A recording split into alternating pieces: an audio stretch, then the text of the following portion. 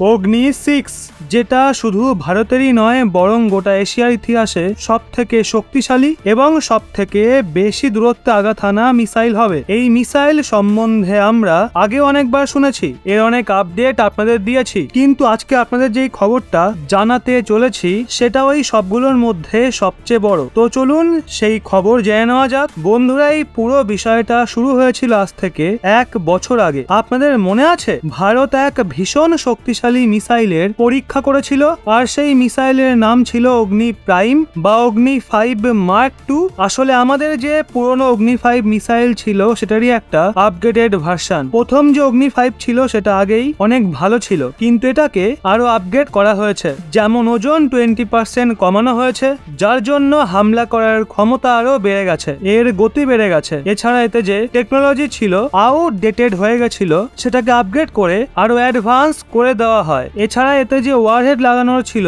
সেটার সংখ্যাকে আরো বাড়িয়ে দেওয়া হয়, আর শত্রুর এয়ার ডিফেন্স থেকে বাঁচার এর যে ক্যাপাবিলিটি ছিল সেটাও খুব দ্রুত এনহ্যান্স হয়। মানে আমাদের যে পুরনো অগ্নি 5 ছিল সেটাকে আরো শক্তিশালী করে তোলা হয়েছিল সব রকম ভাবে। কিন্তু এখন এই অগ্নি 5 প্রাইমই অগ্নি 6 এর কিলার হয়ে উঠেছে। আমরা এমনটা কেন বলছি? আসলে খবর বেরিয়ে এসছে আমাদের সুরক্ষা মন্ত্রীর যে সায়েন্টিফিক অ্যাডভাইজার রয়েছেন ডক্টর সতীশ রেড্ডি মহাশয়, উনি একটা স্টেটমেন্ট দিয়েছেন। তাতে উনি বলেছেন ভারত এই সময় অগ্নি 5 এর সাকসেসর নিয়ে কাজ করছে না। মানে অগ্নি 5 এর পরের যে মিসাইল রয়েছে সেটা নিয়ে আপাতত ভারত কাজ করছে না, মানে অগ্নি 6 এখনই আসছে না। আর এর পেছনে যে কারণ বলা হচ্ছে সেটা হলো আমাদের যে অগ্নি 5 প্রাইম রয়েছে সেটার আমরা যে 20% ওজন কমিয়েছি, সেই কারণে তার যে রেঞ্জ রয়েছে প্রথমে 4.5 থেকে 5,000 কিলোমিটার ছিল, কিন্তু এখন প্রাইম আসার জন্য ওই অগ্নি 5 এর রেঞ্জ কমপক্ষে 6 থেকে 7,000 কিলোমিটার হয়ে যাবে। আর এটা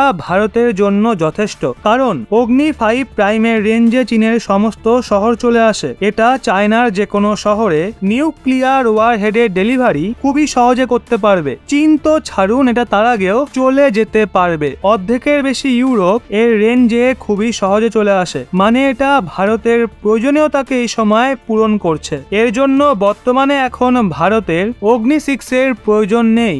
যারা জানতেন না অগ্নি 6 অগ্নি 5 প্রাইমের থেকেও বেশি শক্তিশালী হতো, এর রেঞ্জ 11 থেকে 12,000 কিলোমিটার হতো, আর এটা সমগ্র এশিয়ার শক্তিশালী মিসাইলগুলোর মধ্যে একটা হতো। কিন্তু এটা না আসার পেছনে একটা আনঅফিসিয়াল কারণ রয়েছে বলেও মনে করা হচ্ছে। আসলে এক্সপার্টরা বলেন ভারতের কাছে অগ্নি 6 মিসাইলের সমস্ত টেকনোলজি, সেটাকে বানানোর ব্লুপ্রিন্ট এবং অন্যান্য প্রয়োজনীয় সামগ্রী মজুত রয়েছে, কিন্তু ভারত জেনে বুঝে এটা বানাচ্ছে না।